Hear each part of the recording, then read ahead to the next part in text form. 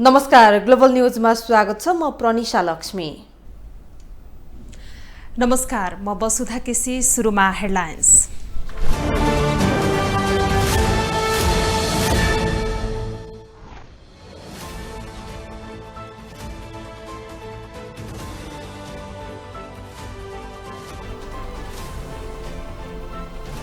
स्थानीय चुनावमा एमाले गुमायो महानगर, अध्यक्ष ओलीको अहम प्रवृत्ति कारक भएको विश्लेषण।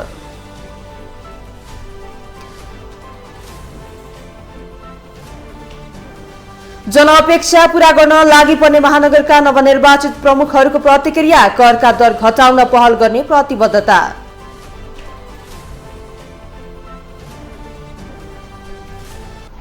इन्धनको मूल्य घटाउन सक्ने अवस्था नरहेको उद्योग मन्त्रीको प्रतिक्रिया, करमा पुनरावलोकन गर्ने आश्वासन।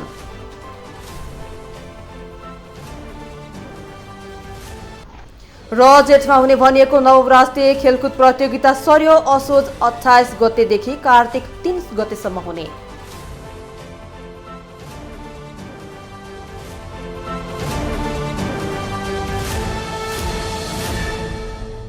ग्लोबल न्यूज अब विस्तारमा। आगामी आर्थिक वर्षको नीति तथा कार्यक्रम संसदमा पेश भएको छ। राष्ट्रपति विद्यादेवी भण्डारीले संघीय संसदको संयुक्त बैठकमा सरकारको नीति तथा कार्यक्रम पेश गरेकी हुन्। सरकारको नीति तथा कार्यक्रममा रासायनिक मलमा अनुदान दिनेदेखि कृषकहरूको संरक्षण गर्ने नीति लिने उल्लेख गरिएको छ। सार्वजनिक संस्थान सुधार गर्ने नसके खारेज गर्ने नीति तथा कार्यक्रममा उल्लेख गरिएको छ। नीति तथा कार्यक्रमको मूल लक्ष्य भने सबल अर्थतन्त्र बनाउने रहेको उल्लेख समेत गरिएको छ। आगामी आर्थिक वर्षको नीति तथा कार्यक्रम संसदमा पेश भएको छ। संघीय संसदको संयुक्त बैठकमा राष्ट्रपति विद्यादेवी भण्डारीले सरकारको नीति तथा कार्यक्रम पेश गरेकी हुन्। नीति तथा कार्यक्रममा संकटग्रस्त रहेको नेपालको अर्थतन्त्र सुधार गर्नेदेखि नेपाली उत्पादन र उपभोग दशक मनाउने कार्यक्रम समेत समावेश गरिएको छ। उत्पादनमूलक उद्योगलाई विद्युत महसुलमा छुट दिने र भारतलाई बेच्ने भन्दा सस्तो दरमा उद्योगलाई बिजुली दिने नीति तथा कार्यक्रममा उल्लेख गरिएको छ। आन्तरिक उत्पादन वृद्धि तथा औद्योगिकरणका लागि गुणस्तरीय पूर्वाधार निर्माण, लगानी प्रवर्धन, व्यावसायिक वातावरण निर्माण एवं सहजीकरण गर्न नीतिगत, कानुनी र प्रणालीगत सुधार गरिनेछ। नेपालीले विदेशमा आर्जन गरेको आय र सिपलाई देशभित्र रोजगारी तथा स्वरोजगारीका अवसर सिर्जनामा उपयोग गर्न प्रोत्साहित गरिनेछ। विप्रेषणलाई औपचारिक माध्यमबाट भित्र्याउन थप प्रोत्साहन दिइनेछ। ठूला तथा रणनीतिक महत्त्वका पूर्वाधार निर्माण तथा औद्योगिक विकासका लागि सार्वजनिक निजी साझेदारीका अन्य उपयुक्त लगानी र निर्माण ढाँचा समेत कार्यान्वयनमा ल्याइनेछ। सबै स्थानीय तहमा विद्युत पुर्याउने, विपन्नलाई निशुल्क मिटर बक्स दिने घोषणा सरकारले गरेको छ। प्राङ्गारिक मलमा अनुदान दिने घोषणा गरेको सरकारले सिँचाइका लागि बिजुलीको महसुलमा छुट दिने घोषणा समेत गरेको छ। त्यस्तै खाना पकाउने ग्यासलाई विस्थापन गर्न विद्युत महसुलमा पुनरावलोकन गर्ने नीति समेत सरकारले लिने जनाइएको छ। नेपालीलाई ऊर्जाको पहुँच सुनिश्चित गर्न विपन्न वर्गका लागि निशुल्क विद्युतीय मिटर जडान गरिनेछ। विद्युत खपत बढाउन र खाना पकाउने ग्यासको प्रयोगलाई क्रमशः विस्थापन गर्न विद्युत महसुल दरमा पुनरावलोकन गरिनेछ। आगामी आर्थिक वर्षको नीति तथा कार्यक्रममा सार्वजनिक संस्थानको सुधारलाई पनि सरकारले महत्त्व दिएको छ। घाटामा गएका सार्वजनिक संस्थानको सुधार गर्न नसके खारेज गर्ने नीति तथा कार्यक्रममा समावेश भएको छ। मेलम्चीको पानी चक्रपथ बाहिर समेत वितरण गर्ने, एक घर एक धारा योजना अघि बढाउने, निजगढ अन्तर्राष्ट्रिय विमानस्थल निर्माणको काम आगामी आर्थिक वर्षमा सुरु गर्ने, कृषिलाई आर्थिक समृद्धिसँग जोड्ने घोषणा समेत सरकारले गरेको छ। त्यसबाहेक सेक्युरिटी प्रेस स्थापना गर्ने योजना पनि सरकारले अघि सारेको छ। नेपाललाई विदेशी चलचित्र छायाङ्कनका लागि आकर्षक स्थलको रूपमा विकास गर्न प्रवर्धन गरिनेछ। नेपालमै सुरक्षण मुद्रणको कार्य प्रारम्भ गर्न आधुनिक प्रविधिको उपयोग र क्षमता विस्तार गरिनेछ। राष्ट्रिय योजना आयोगले सिफारिस नगरेका आयोजनामा बजेट विनियोजन नगर्ने, नागरिकता विधेयकलाई अघि बढाउन सबै राजनैतिक दलसँग छलफल गर्ने घोषणा समेत सरकारले गरेको छ। गौतम बुद्ध अन्तर्राष्ट्रिय रङ्गशाला निर्माणको काम सम्पन्न गर्ने, शान्ति प्रक्रियाका बाँकी काम अघि बढाउने, फोहोर व्यवस्थापनलाई प्रभावकारी बनाउन स्थानीय तहलाई प्राविधिक सहयोग गर्ने समेत सरकारको नीति तथा कार्यक्रममा समावेश भएको छ। स्वतन्त्र र सन्तुलित परराष्ट्र नीति सञ्चालन गर्ने, ऐतिहासिक प्रमाणका आधारमा सीमा समस्या समाधान गर्ने, पर्यटन प्रवर्धन र वैदेशिक लगानी ल्याउनका लागि कूटनीतिक नियोगहरूलाई प्रभावकारी बनाउने सरकारको नीति तथा कार्यक्रममा उल्लेख गरिएको छ। विश्व शान्तिको मान्यताका आधारमा स्वतन्त्र र सन्तुलित परराष्ट्र नीति अवलम्बन गरिनेछ। नेपालको राष्ट्रिय हितलाई केन्द्रमा राखी छिमेकी तथा मित्र राष्ट्रसँगको सम्बन्धलाई थप प्रगाढ बनाइनेछ। ऐतिहासिक सन्धि, नक्सा, तथ्य र प्रमाणका आधारमा कूटनीतिक माध्यमबाट सीमा सम्बन्धमा बाँकी रहेका विषय समाधान गरिनेछ। कक्षा 9 देखि स्नातकोत्तरसम्मको पाठ्यक्रम परिमार्जन गर्ने, विद्युतीय राहदानी सहज ढङ्गले उपलब्ध गराउने पनि नीति तथा कार्यक्रममा समेटिएको छ। 2 वर्षभित्र भूमिहीन समस्या समाधान गर्ने, विद्यालय दिवा खाजा कार्यक्रम कक्षा 8 सम्म लागू गर्ने, पढ्दै कमाउँदै कार्यक्रमलाई निरन्तरता दिने लगायतका कार्यक्रम समेत नीति तथा कार्यक्रममा अटाएका छन्। सरकारको नीति तथा कार्यक्रमको मूल लक्ष्य भने सबल अर्थतन्त्र कायम गर्ने भएको बताइएको छ। ग्लोबल टेलिभिजनका लागि अमृत राज काफले, काठमाडौँ। सरकारले आगामी आर्थिक वर्ष 2079-80 को बजेटको नीति तथा कार्यक्रम सार्वजनिक गरेको छ। बजेट मार्फत सरकारले स्वदेशी उद्योग र उत्पादन विशेष प्राथमिकता दिँदै आयात प्रतिस्थापन गर्ने नीति लिएको छ। त्यस्तै राष्ट्रिय गौरवका आयोजनाहरूको शीघ्र विकासमा जोड दिएको छ। सरकारले आगामी आर्थिक वर्ष 2079-80 को बजेटको नीति तथा कार्यक्रम सार्वजनिक गरेको छ। मंगलबार राष्ट्रपति विद्यादेवी भण्डारीले संघीय संसदको दुवै सदनलाई संयुक्त रूपमा सम्बोधन गर्दै बजेटको नीति तथा कार्यक्रम सार्वजनिक गरेकी छिन्। बजेट मार्फत सरकारले विदेशी उद्योग र उत्पादनलाई विशेष प्राथमिकता दिँदै आयात प्रतिस्थापन गर्ने नीति लिएको छ। के छन् त सरकारका प्राथमिकताहरू?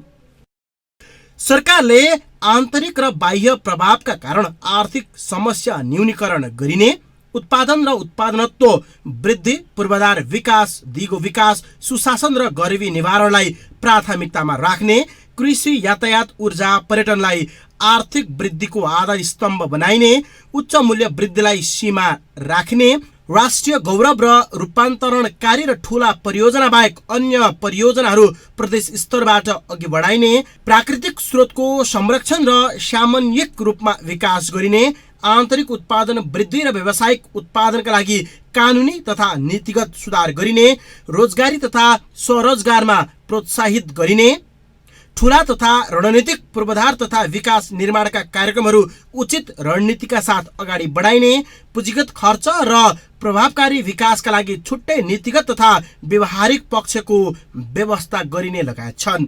2079-80 को यस नीति तथा कार्यक्रमले समुन्नत नेपालको आकांक्षालाई पूर्ण रूपमा आत्मसात गरेको छ।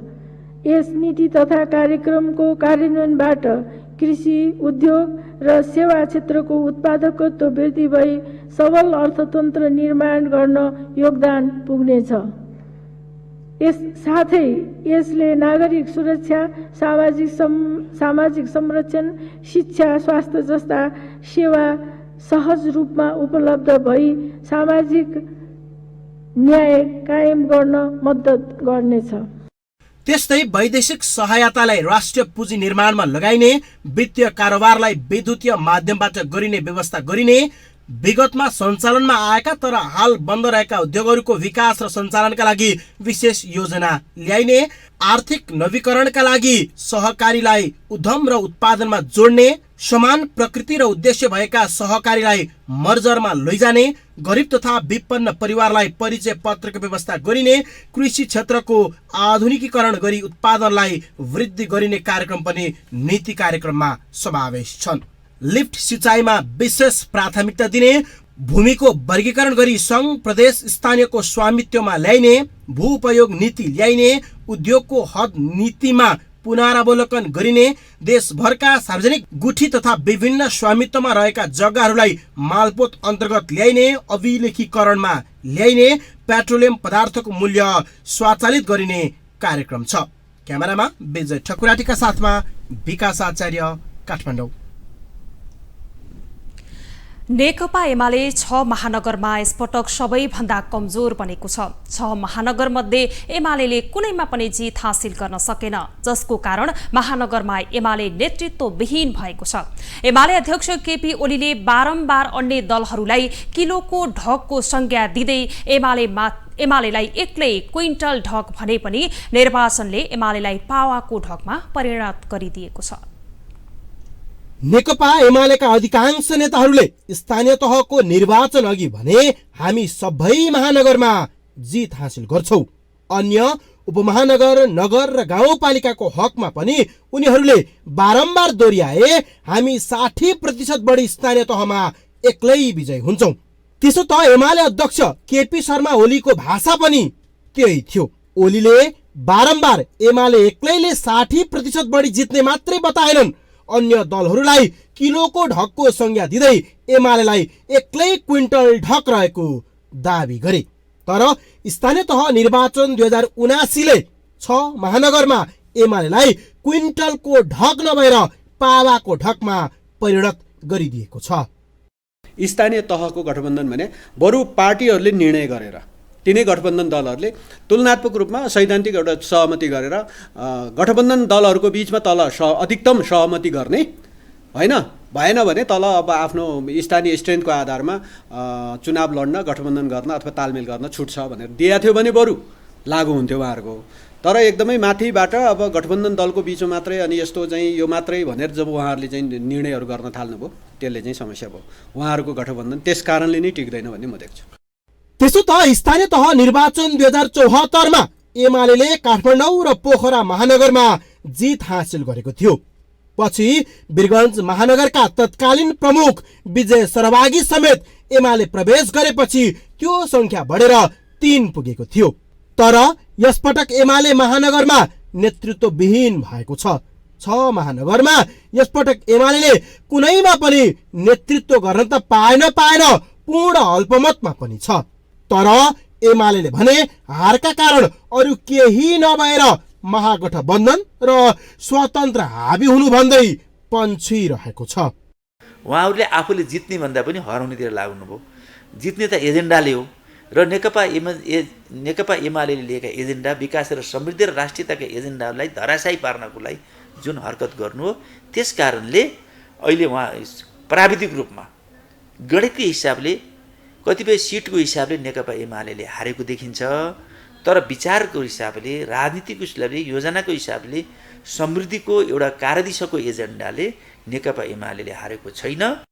एमाले महानगरमा नेतृत्व लिन नपाए पनि उपप्रमुखमा भने प्रायमा एमालेका उम्मेद्वार निर्वाचित भएका छन्। विराटनगरमा गठबन्धनका उम्मेद्वार अमरेन्द्र यादवलाई हराउँदै शिल्पा कार्कीले जित हासिल गर्नु, ललितपुरमा गठबन्धनका उम्मेद्वार बाबुराज वज्राचार्यलाई हराउँदै मञ्जुला साक्य वज्राचार्य विजय हुनु, पोखरामा गठबन्धनकी कोपिला राणा भाटलाई पराजित गर्दै मञ्जु देवी गुरुङ विजय हुनु र काठमाडौँमा गठबन्धनका उम्मेद्वार रामेश्वर श्रेष्ठलाई पराजित पार्दै सुनिता डङ्गोल विजयी भएका छन्। सँगैमा उपप्रमुख चाहिँ भारी मतले विजय हुँदा प्रमुखमा चाहिँ किन मत गएन भन्नेमा एमाले मौन छ। तथापि उसले दोष उम्मेद्वारलाई कम, गठबन्धनलाई बढी दिइरहेको छ। त्यसो त महानगरमा एमाले नमज्जाले बढारिनुको प्रमुख कारण महागठबन्धन एक भए पनि त्यसपछिका अन्य कारणहरू पनि नभएका भने होइनन्। विश्लेषकहरू एमालेको बा प्रवृत्ति हाबी हुनु, खल्तीबाट उम्मेद्वार सिफारिस हुनु, एमालेका कतिपय नेताहरूले उम्मेद्वारलाई खुलेर विरोध गर्नुदेखि मोटो रकम लिएर उम्मेद्वार हराउन लाग्नु, प्रभावशाली नेताहरू निर्वाचनको समयमा मौन रहनुले पनि महानगरमा एमाले नेतृत्वविहीन भएको जिकिर गरेका छन्, जसले एमालेलाई महानगरमा इतिहासकै कमजोर बनाएको छ। क्यामेरामा विजय ठकुराटीका साथमा विकास आचार्य, काठमाडौँ। भरतपुर महानगरपालिकाकी नवनिर्वाचित प्रमुख रेणु दाहालले अबको कार्यकालमा महानगरपालिकामा बेरोजगारी अन्त्य गर्ने घोषणा गर्नुभएको छ। भरतपुर महानगरपालिकाको मेयरमा जित निकालेसँगै मेयर दाहालले अबको 5 वर्ष आफ्नो लागि अन्तिम कार्यकाल भएकाले अब शिक्षा, स्वास्थ्य र पूर्वाधारको क्षेत्रमा जोड दिने बताउनु भएको हो। उहाँले अबको 5 वर्षमा भरतपुर महानगरपालिकामा बेरोजगार अन्त्य गर्नका लागि रोजगार बैंक स्थापना गर्ने, उद्योग ग्राम स्थापना गर्ने र उद्यमशीलताको विकास गरेर रोजगारी प्रबन्धन गर्ने कुरालाई विशेष प्राथमिकतामा राखेको बताउनुभयो। उहाँले गत कार्यकालमा बाँकी रहेका कामहरूलाई यो कार्यकालमा पूरा गर्ने लक्ष्य राखेको पनि बताउनुभयो। उहाँले भरतपुरका बाँकी काम पूरा गरेर जनतालाई निराश हुन नदिने बताउनुभयो। अब एउटा नेतृत्व प्रमुखको हिसाबले मेरो अन्तिम पटकका लागि जो मैले अवसर पाएको छु, यो अवसरलाई मैले 1 सेकेन्ड पनि खेर नफालेर दिलो ज्यानले आफ्नो क्षमताले भ्याएसम्म मैले जनतालाई निराश हुन दिने छैन। मेयर दाहालले सोचेको भन्दा राम्रो मत परिणाम आएकोले जनताको चाहना अनुसार जनताकै लागि काम गर्ने प्रतिबद्धता समेत जनाउनुभयो। गत वैशाख 30 गते भएको स्थानीय तह सदस्य निर्वाचनमा दाहालले गठबन्धनबाट उम्मेदवारी दिनुभएको थियो। मत परिणाम अनुसार दाहालले 52,030 मत पाउनु भएको थियो भने उहाँका प्रतिस्पर्धी सुवेदीले 39,581 मत पाउनु भएको छ। दुईजना बीचको मत अन्तर 12,449 रहेको छ। उपमेयरमा गठबन्धनबाट नेपाली कांग्रेसका उम्मेद्वार चित्रसेन अधिकारीले 52,803 मतसहित विजयी हुनुभयो। वीरगञ्ज महानगरपालिकाको नवनिर्वाचित मेयर राजेश मान सिंहले वीरगञ्जवासीको दैनिकीसँग जोडिएका समस्या समाधान गर्नु आफ्नो प्राथमिकता भएको बताउनु भएको छ। मंगलबार वीरगञ्ज महानगरपालिकाको मेयरमा औपचारिक रूपमा निर्वाचित भएसँगै सञ्चारकर्मीहरूलाई संक्षिप्त प्रतिक्रिया दिँदै उहाँले वीरगञ्जवासीको दैनिकीमा भएका समस्या समाधान गर्नु आफ्नो पहिलो प्राथमिकता भएको बताउनु भएको हो। उहाँले कर, स्वास्थ्य र शिक्षाको विषयमा विज्ञहरूसँग बसेर छलफल गरी आवश्यक काम गर्ने बताउनुभयो। वीरगञ्जवासीसँग दैनिकी रूपमा जुटेका जुन समस्याहरू छ, सर्वप्रथम हामी त्यसलाई निदान गर्छौँ। त्यसपछि विभिन्न सम्बन्धित विज्ञहरूसँग बसेर जसरी चाहिँ नि हामीले सुरुमा भनेका छौँ, करको विषयमा होस्, होइन, तपाईँको स्वास्थ्यको विषयमा होस्, शिक्षाको विषयमा होस्, त्यो विषयमा पनि हामीहरू अगाडि बढ्छौँ। वीरगञ्जको सरसफाइ एउटा चुनौतीको रूपमा छ। वीरगञ्जवासीहरूलाई त्यसको दिनु छ। वीरगञ्जवासीलाई जुन चाहिँ अब बर्सातमा चाहिँ जुन छ पानी जन्ने समस्या होला, होइन, यो सब कुरो दैनिकीसँग जुडेका कुरोहरूलाई चाहिँ जनता समाजवादी पार्टीका नेता सिंहले सत्तारूढ गठबन्धनको तर्फबाट विजय हासिल गर्नुभएको हो। मेयरमा विजय राजेश मानले 46,215 मत पाउँदा एमालेका सराउगीले भने 23,671 मत पाउनु भएको छ। यस्तै महानगरको उपमेयरमा पनि गठबन्धनकै साझा उम्मेद्वार इम्तियाज आलम विजयी हुनु भएको छ। निकटतम प्रतिद्वन्दी लोसपाका उम्मेद्वार पुरुषोत्तम लाल झालाई तेब्बर भन्दा बढी मत अन्तरले पराजित गर्दै गठबन्धनबाट नेपाली कांग्रेसका उम्मेद्वार आलम उपमेयरमा निर्वाचित हुनु भएको हो। उपमेयरमा विजयी आलमले 30,078 मत ल्याउनु भएको छ भने उहाँका निकटतम प्रतिद्वन्दी लोकतान्त्रिक समाजवादी पार्टी लोसपा का पुरुषोत्तम लाल झाले 9,568 मत ल्याउनु भएको छ। मेयर र उपमेयरमा एमाले र लोसपाले चुनावी तालमेल गरेका थिए। ग्लोबल न्यूजमा अब एकैछिन ब्रेक।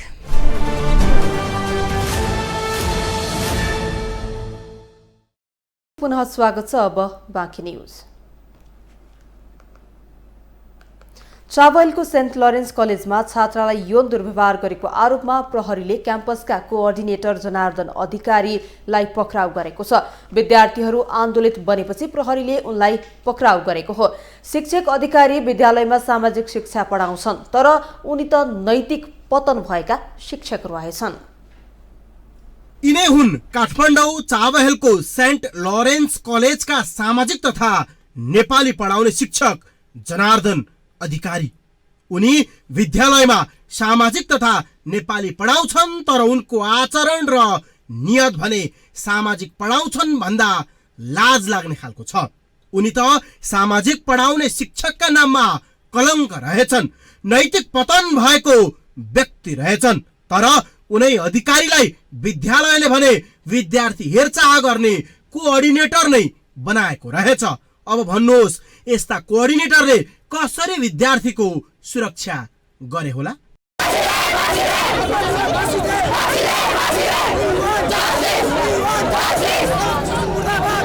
घटना हो मंगलबारको। बिहानदेखि नै सेन्ट लरेन्स कलेज तनावग्रस्त रह्यो।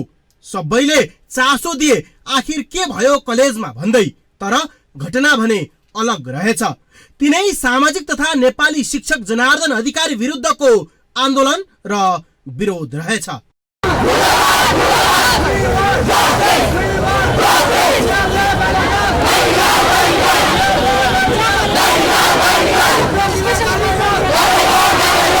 आन्दोलनरत विद्यार्थीको कुरा सुन्दा घटना शिक्षकबाट विद्यार्थी यौन हिंसाको शिकार बनेको रहेछ।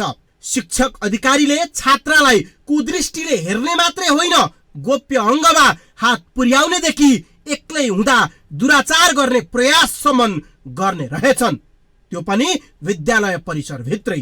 फिजिकल टचहरू, ब्याकबोन टच हुन्छ, कपालहरू टच गर्नेदेखि लिएर अनि भनिहालेँ नि मैले फेसबुक कम्प्लिमेन्टहरू दिने। क्लासमै मलाई त सबैजनाको अगाडि नै उहाँले गर्नुभएको भएर मसँग एभिडेन्स प्रुफ छ होइन, त्यति चाहिँ मलाई ढुक्क छ होइन। अब जुन अब यहाँ हाइरेस्ट गर्नुभएको दिदीहरूलाई, त्यो दिदीहरूले चाहिँ न्याय पाउनै पर्छ, किनभने त्यो ठाउँमा भोलि हामी पढ्छौँ, अरू दिदीबहिनीहरू पढ्नुहुन्छ होइन। त्यसको लागि चाहिँ एकदम त्यो आज राखेर 2 दिन राखेर पावर पैसाले निकाल्न चाहिँ भएन, किनभने त्यसले आज यस्तो गर्यो भोलि अरूलाई गर्छ होइन।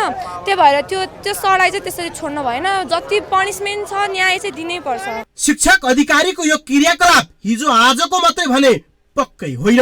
विद्यार्थीका अनुसार विगतदेखि नै उनको आदत यस्तै रहेको र विद्यालय प्रशासनसम्म निवेदन दिँदा विद्यालयले बेवास्ता गर्ने गरेको रहेछ।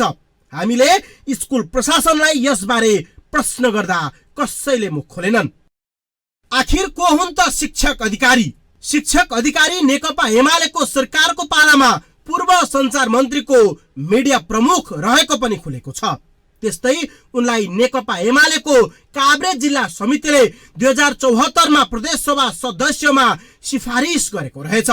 त्यो हिसाबमा उनी एमाले नेता हुन् भन्दा फरक नपर्ला। सेन्ट लरेन्स कलेजका विद्यार्थीले आन्दोलन गरेपछि अहिले शिक्षक अधिकारी प्रहरीको नियन्त्रणमा छन्। उनलाई गौशाला प्रहरी वृत्तमा राखिएको छ। उनीसँगै विद्यालयका प्रधानाध्यापक पनि प्रहरी नियन्त्रणमा छन्। प्रहरीले घटनाबारे अनुसन्धान जारी रहेको जनाएको छ। पछिल्लो समय विद्यालयमै छात्रा तथा नाबालिकाहरू शिक्षकबाट दुर्व्यवहारमा परेको घटना एकपछि अर्को गर्दै सार्वजनिक भइरहेको छ, जसले एउटा प्रश्न जन्माएको छ। के छात्राहरू विद्यालयमा सुरक्षित छन्? शिक्षक जस्तो सम्मानित पेशा पछिल्लो समय केही खराब पात्रका कारण बदनाम मात्रै बनिरहेको छैन। शिक्षक प्रतिको हेर्ने दृष्टिकोण र विश्वास पनि गुम्दै गएको छ। अझ सामाजिक पढाउने शिक्षकबाटै छात्रा सुरक्षित नभएपछि अब यहाँ कसको विश्वास गर्ने गम्भीर प्रश्न पनि खडा भएको छ। ग्लोबल टेलिभिजनका लागि क्यामेरामा विजय ठकुराटीका साथमा अभिषेक सापकोटाको रिपोर्ट।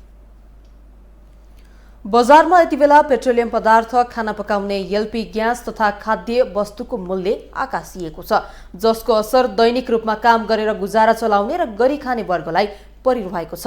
मूल्य वृद्धि अत्याधिक बढेको भए पनि बजार अनुगमनमा न सरकारको ध्यान छ न कुनै नियामक निकायको, जसको कारण सर्वसाधारणलाई दैनिकी चलाउन हम्मे हम्मे भइरहेको छ। तर सरकार भने रमिते बनिरहेको छ।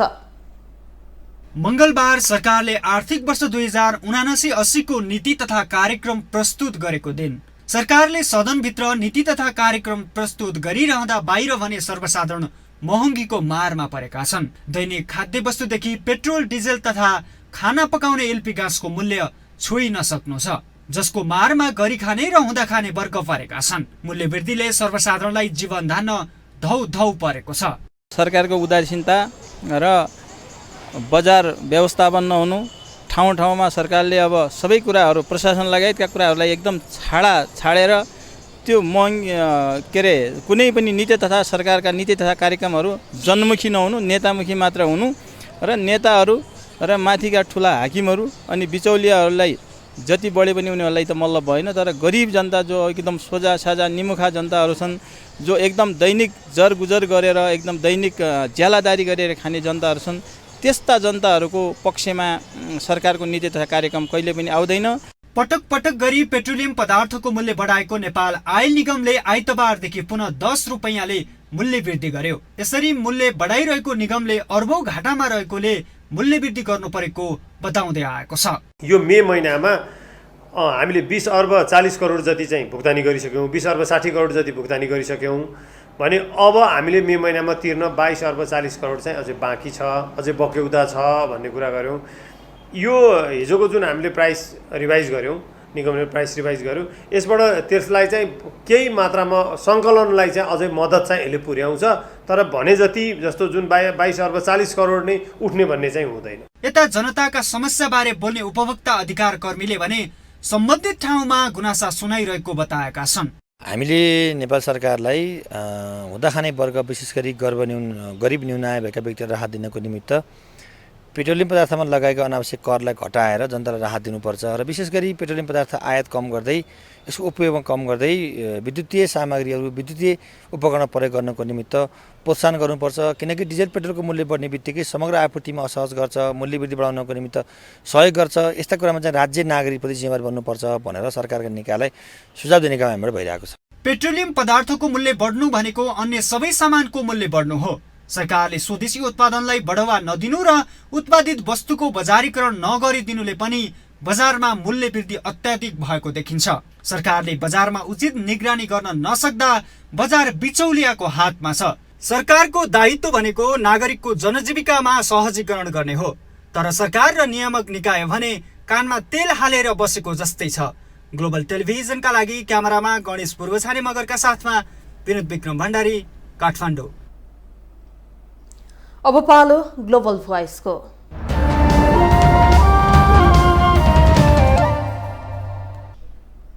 दैनिक उपभोग्य वस्तुको मूल्य दिनहुँ बढेको बढै छ। अझ बारम्बार इन्धनको मूल्य वृद्धि हुँदा असर सबैतिर पुगेको छ। महँगी नियन्त्रण गर्ने निकाय कालोबजारीलाई प्रश्रय दिइरहेका छन्। यसै सन्दर्भमा ग्लोबल भोइसमा आज हामीले सोधेका छौँ, महँगीले कतिको असर गरेको छ? मजदुरहरूको बुझ्दैन उनीहरू चाहिँ भित्र त्यो पेट्रोलको भाउ बढाइदिने, मिटर चाहिँ नबढाइदिने, हामीलाई एक त कस्टमर पेसेन्जरको किचकिच, हामीले अलिकति बढी पैसा भन्यो भने ट्राफिकको हाउमा चेकिङ। राजनीति लिने जस्तो मान्छे त नै अध्यक्ष भयो भने बालिन जस्तो मान्छेले त गर्यो भने त नि देश पनि अब छिट्टै 5 वर्ष लाग्दैन, अब 2 वर्षमै 3 वर्षमै यो देश उथल पुथल भएर आएर उनीहरूले राम्रो बनाउँछ कि यही नै हो। बालिनले जित्यो भनेर भाउ बढाएको, अझ पनि उनीहरूले बढाउँछ र बालिन जस्तो मान्छेलाई के गर्न दिनु हुँदैन भन्ने यिनीहरूको त नि सोचले गर्दा कारणले गर्दा यस्तो पनि भाउ बढाएको हो। अब त नागरिकले उठ्नुपर्छ, नेताहरूको हातमा छैन। नेताहरूले यो समस्या समाधान गर्न सक्दैन, अब जनताले गर्छ। अब जनता हामी एकजुट हुनुपर्छ। हामी एकजुट भएपछि यो के हदसम्म समस्या समाधान हुन्छ। नेताहरूले त अझै समस्यामाथि समस्या थप्दै जान्छ। होइन, अहिले चाहिँ मैले बुझेअनुसार चाहिँ अन्तर्राष्ट्रिय बजारमा नै पेट्रोलियम पदार्थको मूल्य बढेको कारणले गर्दा चाहिँ त्यसको असर नेपालमा नै परेको भन्ने लाग्छ मलाई चाहिँ। होइन, यो चाहिँ अब नेपाल सरकारको उसले मात्रै नियन्त्रण गर्न नसक्ने अवस्था देखिरहेको छु कि मैले चाहिँ। त्यो हुँदाहुँदै पनि सरकारले केही अलिकति सहुलियत चाहिँ दिनु पर्थ्यो भन्ने चाहिँ बुझाइ हो। अब यो महँगी जनताको ढाड सेक्ने गरी पेट्रोलियम पदार्थ मात्र नभएर खानेकुराहरूमा पनि जुन बढेको छ त्यसको विरुद्धमा सम्पूर्ण नेपालीहरूले सडकमा आउनको विकल्प छैन भन्ने हाम्रो बुझाइ हो। किनभने नेपाललाई युक्रेन बनाइने एउटा दीर्घकालीन रणनीतिमा विदेशी शक्ति केन्द्रहरू लागि परेका छन्। विशेष गरी यसको बारेमा सम्पूर्ण नेपालीहरूले अलिक चनाखो भएर यो राज्य सत्ता विरुद्धमा आउनुपर्छ भन्ने हाम्रो बुझाइ हो, सर्वसाधारण नेपाली जनताको बुझाइ हो। सरकारकै दोष हो यो त। जतिसक्दो महँगी चाहिँ कम गर्नुपर्ने हो।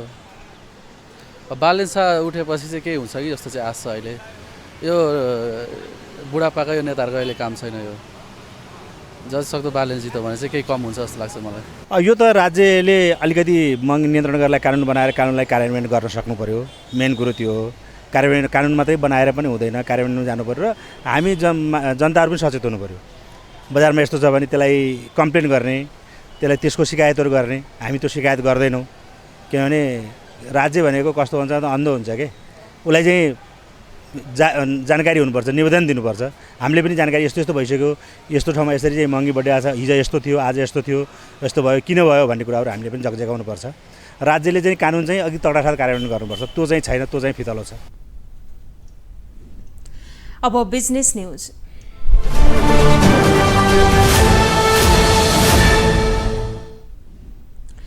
उद्योग वाणिज्य तथा आपूर्ति मन्त्री दिलेन्द्र प्रसाद बडुले सरकारले नेपाल आयल निगमलाई इन्धनको मूल्य घटाउन भन्न सक्ने अवस्था नरहेको प्रतिक्रिया दिनुभएको छ। 15 विद्यार्थी संगठनले बुझाएको ध्यानाकर्षण पत्र बुझ्दै मन्त्री बडुले सरकारले आयल निगमलाई पेट्रोलियम पदार्थको मूल्य घटाउन भन्न नसक्ने बताउनु भएको हो।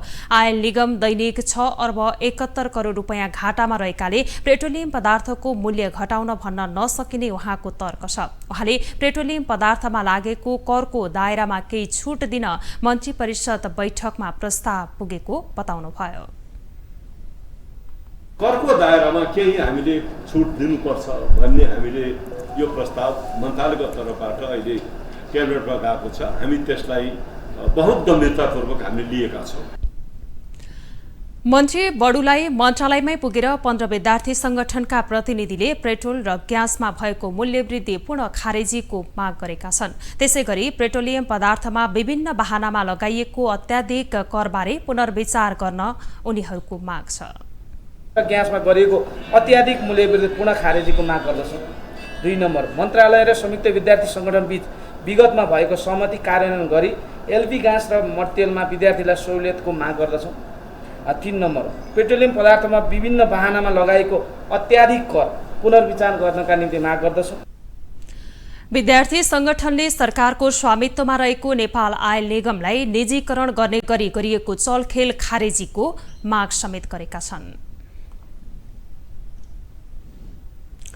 नेपालमा हाइड्रोजन, एमोनिया र युरियाबाट इन्धन उत्पादन हुने भएको छ। दक्षिण कोरियाको ग्लोबल ग्रीन ग्रोथ इन्स्टिच्युट GGGI-सँग विद्युत प्राधिकरणले गरेको सम्झौता पत्रमा नेपालमा हाइड्रोजन, एमोनिया र युरियाबाट इन्धन उत्पादनको काम सुरु गर्ने उल्लेख गरिएको हो।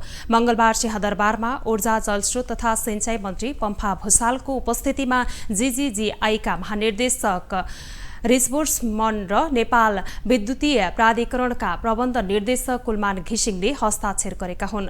सम्झौतामा GGGI-ले सो इन्धन उत्पादनका लागि आवश्यक अध्ययन गरिदिने, त्यसको कार्यान्वयनका लागि नेपाल सरकारलाई सहजीकरण गरिदिने र त्यसका लागि आवश्यक सबै खालका प्राविधिक सहयोग गरिदिने भनिएको छ।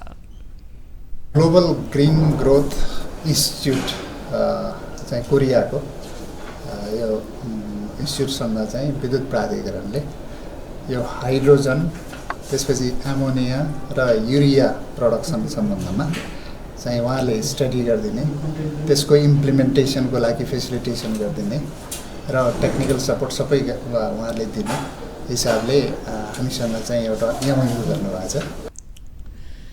कार्यक्रममा ऊर्जा, जलस्रोत तथा सिंचाई मन्त्री भूषालले सो परियोजनाले विश्वमै महँगो बन्दै गएको पेट्रोलियम पदार्थ विस्थापित गर्न उल्लेख्य भूमिका निर्वाह गर्ने बताउँदै त्यसको छिटो कार्यान्वयन गर्न सम्बन्धित पक्षको ध्यान जाने विश्वास समेत व्यक्त गर्नुभयो। उहाँले यो परियोजनाले नेपालको ऊर्जा क्षेत्रको नयाँ ढोका खोलिदिएको पनि बताउनुभयो।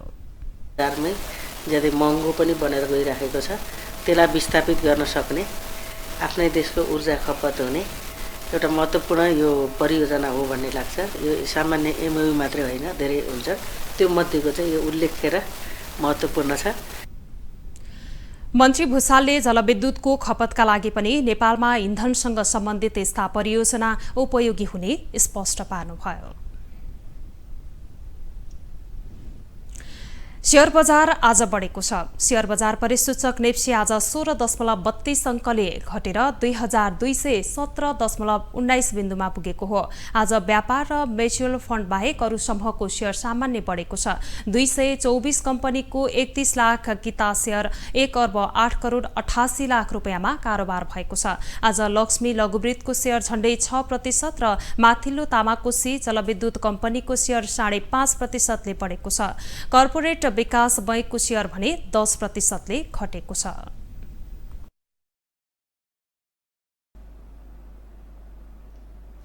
अब इन्टरनेशनल न्यूज।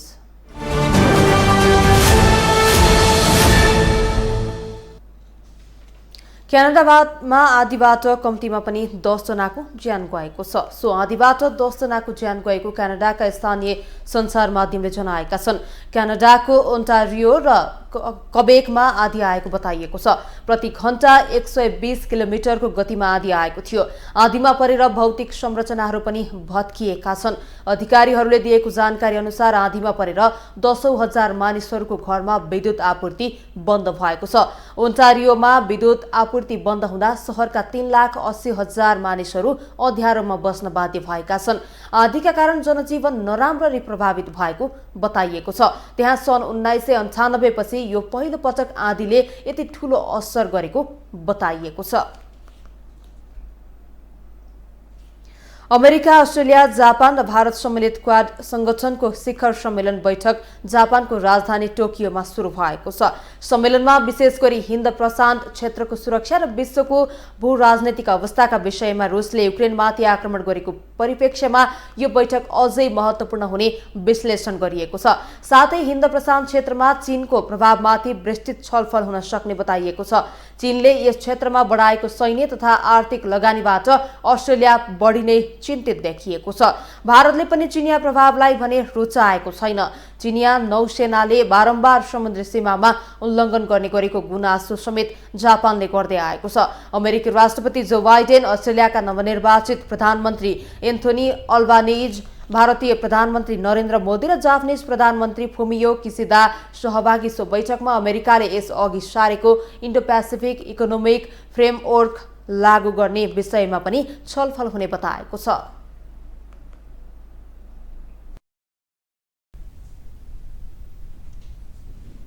अब स्पोर्ट्स न्यूज।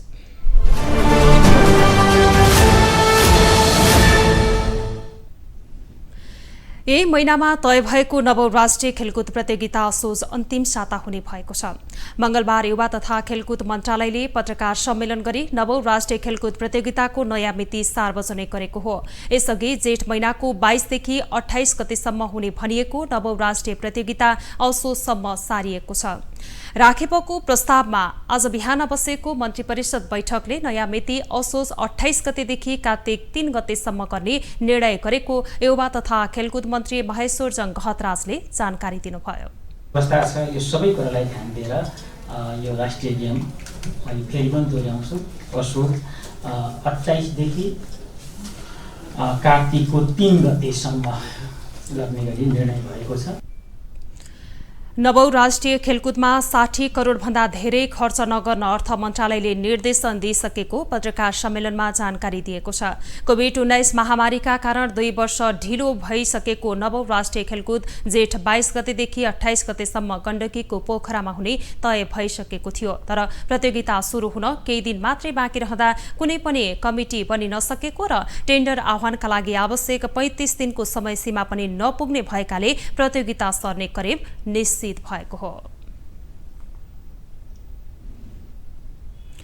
बहराइनमा हुने एएफसी अन्डर 17 एसियन कप छनौट खेलका लागि एएफसीले तालिका सार्वजनिक गरेको छ। एएफसीले आज सार्वजनिक गरेको तालिका अनुसार नेपाल समूह एफमा परेको छ। 4 टोली रहेको समूहमा नेपाल सहित थाइल्याण्ड, भियतनाम र चाइनिज ताइपेई रहेका छन्। एएफसीले जारी गरेको तालिका अनुसार नेपाल सम्मिलित समूहका छनौट खेल भियतनाममा अक्टोबर 1 देखि 9 सम्म हुने तालिका रहेको छ।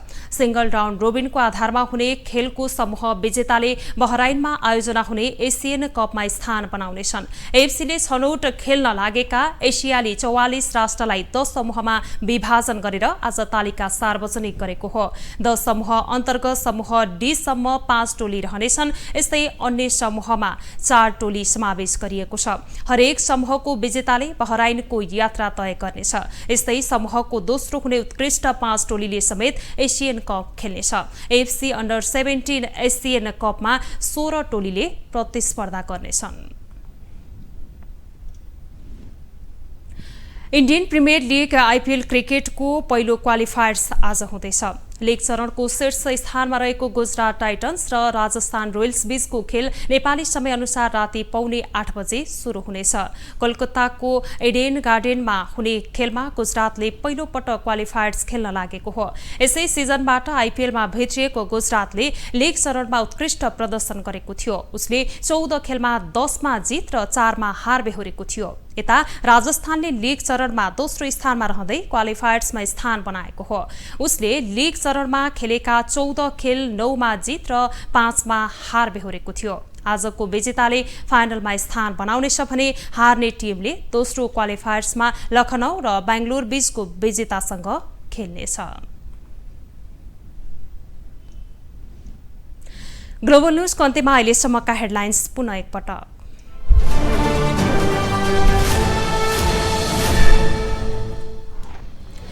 राष्ट्रपतिले संसदमा पेश गरिन् सरकारको नीति तथा कार्यक्रम। कृषि प्राथमिकतामा सबल अर्थतन्त्र बनाउने लक्ष्य।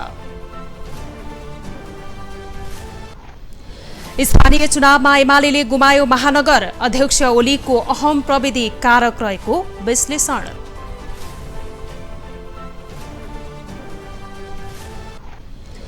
जनअपेक्षा पूरा गर्न लागि पर्ने महानगरका नवनिर्वाचित प्रमुखहरूको प्रतिक्रिया।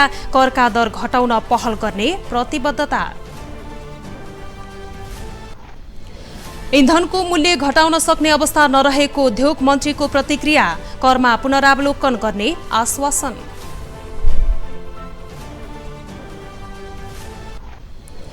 र जेठमा हुने भनिएको नवौं राष्ट्रिय खेलकुद प्रतियोगिता सर्यो। असोज 28 देखि कार्तिक 3 सम्म हुने।